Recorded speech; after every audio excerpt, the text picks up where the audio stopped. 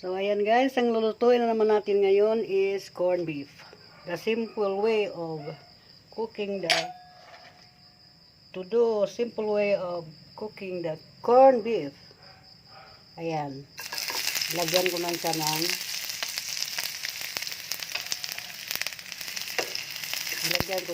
sibuyas na red na onion.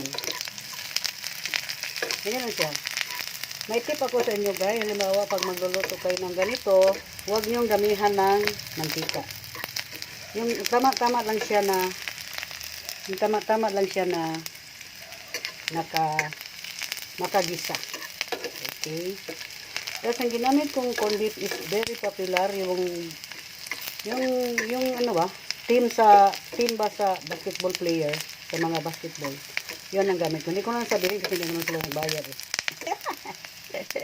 Diba? So, ayan po. Ito ang corned beef ko. So, ito na yung pang dinner ko. So, ilagay ko dyan. Okay. Ihalo ko lang siya sa red onion. Ayan po.